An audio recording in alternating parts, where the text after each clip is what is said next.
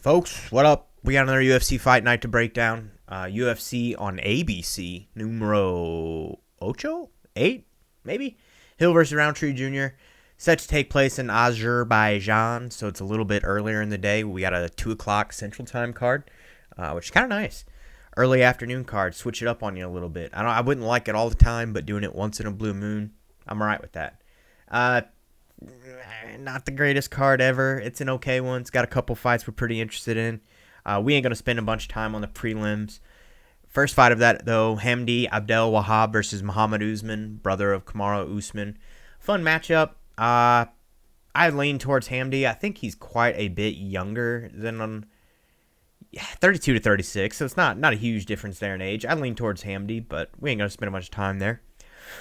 Tagir Ulanbekov versus Azat Maksum. Fun fight. Azat we had in his last fight. Tagir, I don't remember who he fought in his last one. Azat's awesome, though. He's a Kazakh fighter, which we always root for, given that my jiu-jitsu coach is from Kazakhstan. 30 years young, 4, 6, and 5 in his wins. It's 4 knockouts, 6 submissions, 5 decisions. Decision loss over Charles Johnson. Gotcha. That's why I remember that one, because Charles Johnson's a local guy we root for all the time. Fun scrap.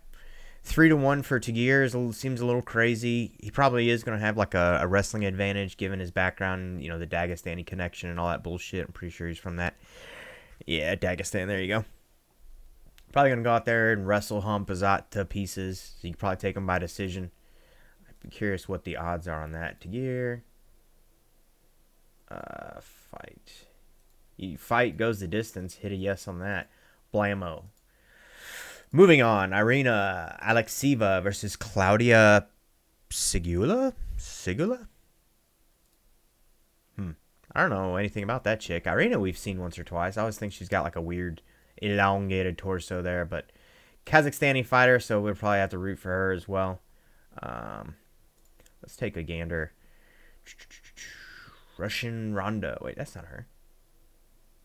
Is it her? They got her from Kazakhstan on here and Oblast Shebla from Russia on here. Interesting. 1-2-2 though. Decision lost to Melissa Mullins. What's up with this Claudia chick? Claudia Sigula from Poland. All right. 26 years young, 5'8", 2 knockouts, 1 sub, 3 decisions. Melissa Mullins, TKO lost to her. Didn't this... Also, both of them coming off losses to Melissa Mullins. Who's this Melissa Mullins chick? Where's she at? No mess. Coming off a win back in November. Claudia, fucking knockout win too. All right. Knockout loss prior to that. But anyway, we're going down the wrong rabbit hole. Who cares? Moving on. Take the decision. Oh my... There's Melissa Mullins right there. Daria Zhalazgorova. Yep, that's her. Wow, dude. I'm an idiot. Check that out. Very next fight. That's hilarious. Interesting. She got some wonked out eyes there. What the hell's going on? What? All right. 92 Daria, Melissa Mullins 7-1. Who cares? Moving on. Ismail Nardiev versus Jun Young Park. Is that the Iron Turtle? We're Iron Turtle fans. Why is this not loading? Yeah, it is. Iron Turtle, 34 years young, 18-6, 5 knockouts, 6 subs, 7 decisions. Been knocked out once, 2 subs, 3 decision losses. Coming off a decision win, a split decision win over Brad Tavares back in October. Split decision loss to Andre Muniz before that. Ismail Nardiev, the Austrian Wonder Boy. 28 years old, 12 knockouts, 6 submissions, 6 decisions. He's got a lot of fucking experience, this guy. Bruno Silva, decision over him. Sub over Tahar Hadbi. 2-1. I mean, Jun Young, the Turtle Man. I don't know. Ismail's got the age advantage, got a bit of an experience advantage. What are they seeing? I'd have to go watch some tape on this guy, I guess. We'll leave it alone.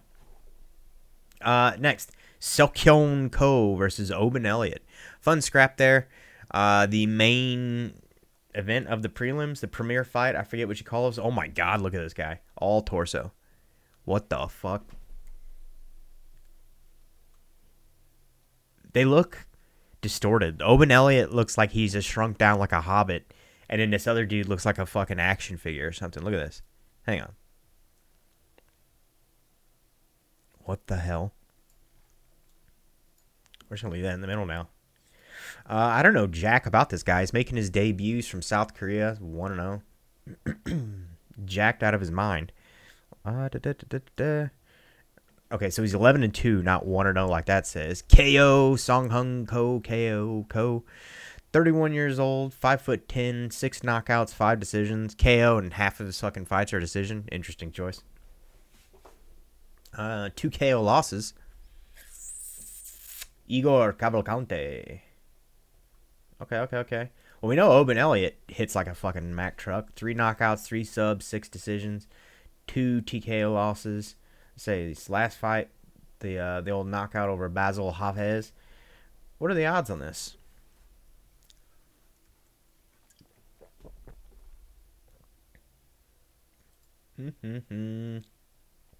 Oh my God, Owen Elliott at -500. Is this a last minute replacement or something? What the hell? Well, I guess I'll take Owen Elliott to win this. Anyway, first fight of the night that we actually broke down, we'll put some thought and some effort into. First fight of the main card, we have Muhammad Naimov versus Bogdan Grad. Muhammad Naimov, let's pull up his stats here. He's 30 years old, 12-3. I believe he's coming off a decision win over Khan Offley. We actually broke down that fight on the Anik Florian podcast. That was the episode I got to be on there. And we picked old Naimov. Thought he had the striking advantage. He's a pretty fluid striker. Switches stances pretty well. Pretty comfortably. He's explosive. Got a real diverse attack arsenal, I guess you could say. Pulls out a lot of different shit. He's got a good chopping low kick. Does the thigh stomp. He's got the clean 1-2, 1-1-2. Pretty clean technically. He's not leaving a lot of like giant holes in his game where you're like, oh, this guy's clearly gonna go out there and get rocked or taken down or something like that. He's got decent takedown defense. He does a lot of stuff in the grappling department that you like to see. A lot of hand fighting, wrist control. Real good takedown defense up against the cage, especially. Pretty good clinch work as well. He's working some knees to the body and shit like that. And then when he did get old dude down, Connolly, he had like a wet blanket style, like pretty smothery, staying real heavy on top of him, positionally pretty sound, not going for like a ton of submissions and shit, more so just weighing heavy and getting the ground and pound. Going against a guy here, though, an old Mr. Bogdan Grad, Mr. Brick Shithouse himself. This dude, little stocky fire plug, fire hydrant, whatever you call them. Both things, I guess, are applicable here, or apt. But either way, 15-2, 9 knockout wins, 3 submission wins, 3 decision wins, 1 KO loss, 1 decision loss. Coming off a TKO win over Mr. Lucas Alexander. Very aggressive style. Came out guns blazing on the Dana White Contender Series against Michael Aswell. Real aggressive. Orthodox stance. Swings real hard, but it seems to be like kind of muscling it. It's not like he's really snapping him out there, like, turning his hips over a lot. He's just kind of muscling it, putting his shoulders into it, which, he's got a lot of power, but I think in the long haul, he'll gas himself out like in a long, extended shootout with somebody. Goes for the spin, kicks, back fist, shit like that a fair bit. A lot of spinny shit, as old Diaz would say. Pretty good low kicks. Throws a little bit wide, though, when he goes for those hooks. Gets a little overextended. Had a good rear kick to the body. Okay takedowns, not like super slick. He was kind of muscling through those again. When I think he gets tired, he'd have a harder time doing that, or against somebody who's like pretty technically sound, like I think Naimov is. So from a technical standpoint here, I'd give the edge to Naimov. I think he's better, probably faster as well. Excuse me. Bogdan probably has the power advantage, largely given that he commits to every single shot, whereas Naimov is actually like setting shit up and kind of, chipping away at you, peppering you, not 100% every single shot, overextending himself. So I don't know, raw power, you'd have to give it to Grad, but then it's like, well, if Naimov is actually throwing as hard as Grad is, he might have the power advantage as well. So unless he gets caught, I feel like Naimov pretty well has this one in the bag. Odds makers have him as a 2-1 favorite. I think that's about accurate. Next up, Nazim Sadiakov versus Nicholas Mata. Fun scrap here. Old Nazim Sadiakov we're fans of. He's a Ray Longo, Matt Serra guy, training out of Strong Island. 10-1. Great record. Really, really talented guy. I would say young guy. He's not like super young, actually. He's kind of getting at the point where it's like, all right, we want to see this guy start putting together a couple big wins so he can make a shot at the title. Excuse me. Like I said, 31 years old. He's got 7 knockout wins, 2 submissions, 1 decision, and he's got 1 submission loss. Coming off the old TKO win over Ismail Bonfim. That's pretty fucking nice there.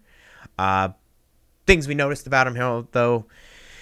Good wrestling, good striking. Like I said, he's very sound. Switches stances well.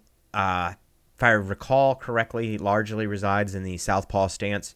Pretty light on his feet, a little springy. Kind of has like a longer stance, and he was getting chewed up by Vyacheslav Borshev with the leg kicks, especially as the fight went on. It was actually starting to show a little bit, like he was showing the damage there and kind of flinching into it. Hands get a little low while he's transitioning as well and throwing. He gets a little bit comfortable and starts dropping those hands, so you always worry about somebody getting caught like that. But he has very good pressure, coming forward quite a bit. Shells up defensively, good at rolling with the shot, and keeping his hands up when somebody's actually teeing off on him. So defense, I think it would have to be the surprise shot that would catch him. I don't think somebody's gonna be in the pocket and catch him while he's shelled up and rolling with it. It's gonna be when he starts backing out and he puts the hands down and gets too comfortable. Someone with the long shot will catch him. Not killer power as well though with old Nazim, but decent solid shots. Puts him together well. Going against guy Nicholas Mata, 32 years old. I think it's Mota maybe, or Mata. I don't know. Hang on. Mr. Iron Mata, 15-5, 10 knockout wins, 5 decisions. He's been KO'd 4 times in his own right, though, with 1 submission loss. Coming off a decision win over Maheshate Hayaser back in November. And then a TKO win over Tom Nolan prior to that. Kind of a weird-looking guy. He's got a nasty counter left, though. Mean straight shots in general. He was pumping them down straight down the middle and just cracking old dude in his last fight. Rear kick to the body. That was pretty nice as well. He's also pretty light and springy on his feet. I noticed kind of different than Nazim. Maybe even also maybe more bouncy than Nazim. Not a ton of volume. Seemed like a little bit of a counter striker, which with Nazim pressing forward, maybe that'll give him the opportunity to counter strike off of that opportunity there. This one has me torn, man. I kind of feel like Mata probably has the power advantage, whereas Nazim maybe has kind of the technical edge there. At a 3-1, or really it's a 4-1. Nicholas Mata's got to be worth sprinkling a little bit on. What is he inside the distance? Let's just say hypothetically he managed to catch Nazim as hard as he shoots, and maybe Nazim's backing out with his hands down, and Mr. Mata catches him. Yeah, plus 600. There you go. Plus 600. Inside the distance, plus 600. Let's do that. I thought we had checked that one out earlier. I need to write these down. I start doing research, and then I forget what all I've actually picked out and stuff. Maybe I need to break out the spreadsheet again. Either way, Nicholas Mata plus 600 inside the distance is worth a tiny little sprinkle, maybe just like a quarter of a unit or a fifth of a unit or something like that, and then hedge it with Nazim, a decision maybe. I think that would probably be how I win. I don't know that he finishes Mata. Either way, Tofik Musayev versus Miktaibek Oralbai. Fun scrap here. Tofik Musayev, I think he was a Ryzen champ, if I'm not mistaken. Yeah, Ryzen. Koji Takeda and Akira Okada. He fought Patricky and Johnny Case in the same night. I did notice that going through here, and I think they mentioned it on the Anik Florian, or maybe it was Guru that mentioned it. I watch all these breakdown fights throughout the week, and then I forget who has said what. But 18 knockout wins, 2 submission wins, 2 decisions. He's been KO'd once, 3 submission losses, and 1 decision loss. Pretty dangerous guy, obviously, in the striking department. That I definitely noticed watching his highlights. He's fucking lightning quick, very powerful. I mean, could you get the guy a fucking picture here, at least on the website? Good God. Nasty hooks, extremely nasty kicks, super powerful body kick there. It was rear leg to the body, if I recall correctly. Inside the thigh kick was very sharp, like cracking sound. Definitely have to give the striking edge to Tofik Musayev, especially considering old McTybick, the guy he was fighting, was getting lit up in his last fight pretty well by Runsbecki. Was that who it was? Yeah, Mateus Rebecki. Runsbecki, how you say it. But McTybick, Orlbai, he's 27 years old, so definitely has the age advantage here by 8 years. 13-2, 6 knockouts, 5 submissions, 2 decisions, and he's lost 2 decisions. Solid grappler. Striking is pretty good. He started off a little stiff. He's got good kicks to the body, like push kicks, straight kicks to the body. Started off a little stiff in the striking and then loosened up as the fight went on, but he was just eating fucking shots, man. Actually got hurt a couple times, but managed to stay in there. His whole eye was swollen shut. I would say Tofik probably hits harder than Mateus Rebecki, but I think he's maybe a worse grappler. McTybick's probably going to get him down and be able to grind him out pretty good. Did we look at this one already? What are the odds here? McTybick is minus 165. He's got some submissions, right? Yeah, 5 of them. McTybick by sub, probably pretty nice. Goes out there, gets the takedown repeatedly on Tofik. Surely he's going to know that that's the game plan against him, given his background and everything. So you think he would be working some of that defense, but he's going to be able to shore up the defense in that time. I don't know, man. I don't know. So I probably lean towards Orlbai, also given his defense. The grit that he displayed against Mateus Rebecki was just fucking stupid. So we'll go with him. Next up, old Curtis Razorblade. Mr. Blades is number 5 in the division. Big ass heavyweight going against old Rizvan Kuniev. Pretty good sized heavyweight as well. We're Curtis Blades fans in this household, though. I need some water. Mr. Blades, he's 34-35. 18-5 his record, though. Been around the UFC for a hot minute now. 34 years old. 13 knockouts, 5 decisions. Been KO'd 5 times, though. It's starting to add up a bit. Last one there told Tom Aspinall almost a year ago. 1 minute into the first round. And then a KO win, though, over Jelton Almeida prior to that. Good wrestling, of course. Mr. Blades starting to develop his striking as well. He's got some pretty nasty power for being a guy who isn't naturally a striker. Like I said, he comes from a wrestling, grappling background, which those dudes do seem to, when they do implement the striking and get a hang of it, they all seem to have crazy, stupid power. Looking at you like Dan Hendo, Daniel Cormier, all those guys. So he's starting to display a bit of that, throw some pretty nasty straights, pretty nasty hooks. But he's a little clunky, a little awkward with it at times. The wrestling, though, pretty damn nasty with it. Got an okay gas tank, especially when he's on top. If he's getting worked, he seems to fade a little bit, but he's gritty, stays in there pretty well. And he has got, of course, really good grappling, really good ground and pound, stays extremely heavy on top. And I think he's going to have a pretty notable grappling advantage in this fight. Going against the guy in Rizvan Kuniev. Also, can't not mention the headspace Curtis Blades is in. He's seemingly in a great spot of late. He was mentioning really getting his life together, getting back with his baby mama and being able to see his kid again and everything really changing in his life and for the better. So you like to see that regardless of the outcome, but it's got to have a positive some kind of positive outcome on his performance and stuff. Not having that worry constantly in the back of the head and in the back of his head and having his kind of life affairs in order. You would think that's gotta help his fight preparation and mental state, I would think. But either way, going against Rizvan Kuniev from Makhachkala, Dagestan, 12-2, 33 years old, 6 knockouts, 2 submissions, 3 decisions, one other, I guess it's no contest or something. 2 decision losses. 6'4", is kind of a big, heavy-set, pot-belly guy. Pretty decent power. Hands get a little low, I was noticing.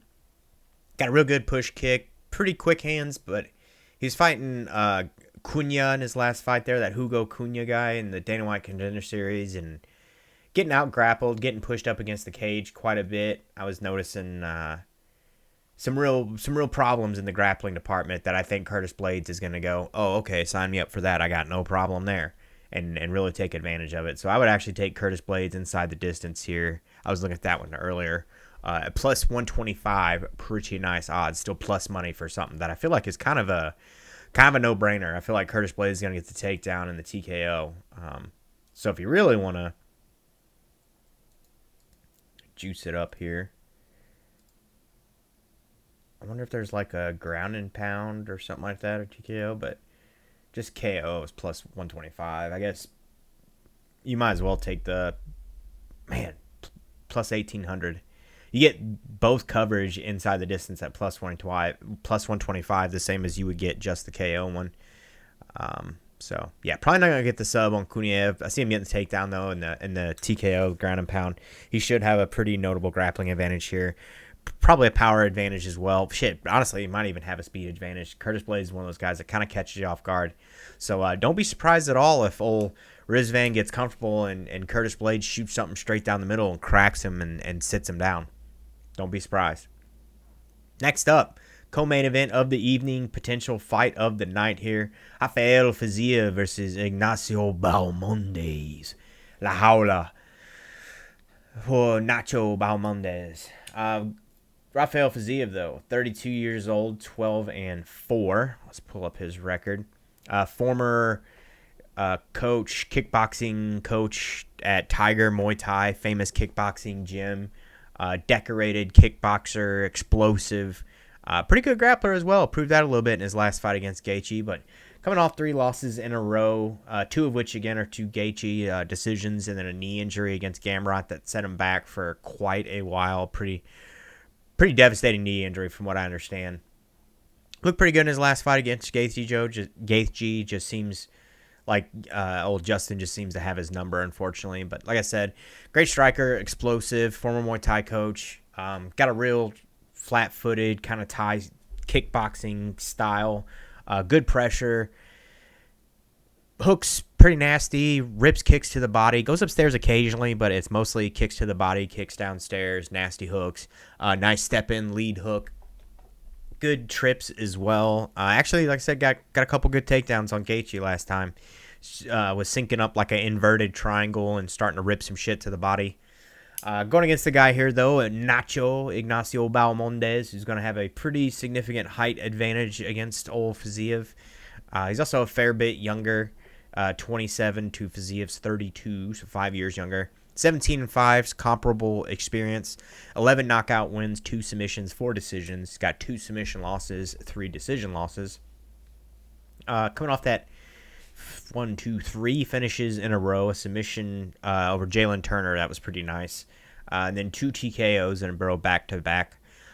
Pretty tall, like I mentioned. He's going to have a pretty decent height advantage over Fiziev. He also stands upright, which at times can expose your chin to getting caught against an explosive guy like Fiziev. That might be a problem. You don't quote me on that, but you can see that one happening. Old Fiziev might catch him with a hook right on the chin and sit him down, but doesn't really fight super long for his height. You would expect him maybe to stay a little bit more at range, but he likes to step in and throw the hooks. Light and springy. Maybe he's going to get it chewed up with the leg kicks, though. I like the way he steps off to the side and throws the hook. That might catch Fiziev some. I think he has probably a grappling advantage when it comes to the jiu-jitsu on the ground. I don't know that Fiziev is going to go to the ground with him, though, if he can stay standing.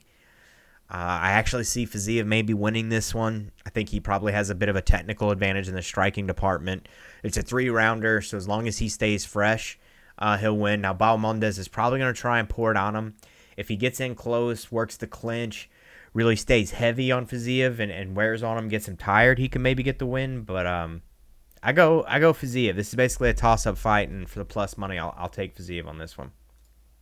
Fun scrap, though. Fight of the evening. And I'm out of these two, I want Nacho to win. Just saying that there. I like Fiziev, but I want Nacho to win. I'm a Bahamondes fan. He's on the come-up. But I just think Fiziev is gonna be a little too technically sound, a little too much for Bahamondes at this point in the game. So we'll see. Then last up, the main event of the evening, we've got Sweet Dreams, Jamahal Hill versus Khalil Rountree Jr. Former champ Jamahal Hill Let's pull him up here. 34 years old, 12-3. He's got 7 knockout wins, 5 decisions. 34 years old, like I may have already said that. 3 knockout losses, 2 of which are his last 2 fights. Coming off a TKO loss to Yuri in January, and prior to that, April of 2024, a little over a year ago, KO loss to Poatan, our boy Poatan. Sweet dreams, though. Great striker. He's very slick with his striking. Reminds me a little bit of like Izzy with the way he hit, like his hooks in the pocket and the way he leans back and stuff to throw the hooks reminds me a bit of Izzy. His slips and straights down the middle and stuff, though, almost remind me almost like a Connor or something. He's very, very good with the counter straights. Got good kicks, good chopping low kicks. He actually has pretty decent jiu-jitsu as well. I know he got caught by Paul Craig, but who doesn't get caught by Paul Craig? That's kind of a one-off scenario. And pretty decent grappling. Him and Glover got into quite a few exchanges, and he held his own just fine. Coming off a couple injuries, he had like an Achilles injury and then something else, a shoulder or a knee or something like that, which were pretty serious. He had to have surgery for those, so you kind of wonder how he's recouping after that. And then, of course, the 2 KO losses back-to-back, I think, are actually starting to... I think he's getting a little bit in his own head at this point. And you got to wonder how that's going to impact his fight confidence going into this. I also think he's always had a bit of a discipline issue. He blows up outside of camp. He's getting into trouble with the law outside of camp, shit like that. So against a guy as disciplined as Khalil Rountree, I think that's going to be a problem. Taking a look at Khalil here, though. 1 year older than Jamahal Hill at 35 years old, 13-6, so pretty comparable records. Coming off a loss as well, a TKO loss to Alex Pereira, so they got that in common. With, of course, Jamahal Hill having the Yuri fight after that. A little bit different in the way that he goes about the striking. They're both very potent, very deadly strikers. Khalil Rountree, though, the more kind of brute force, Muay Thai, crashing style, whereas Sweet Dreams is kind of the slick, slip in, kind of the cat batting at you, shit like that. Khalil goes in there like a baseball bat and just starts bashing the shit out of you. Very, like, ruthless styles, Khalil's. He's stomping knees and hammer fisting dudes out. He's got good combos, great hooks, very nasty leg kicks, which I think are going to be a problem for Jamahal Hill in this fight. I think he's going to get chewed up with the leg kicks.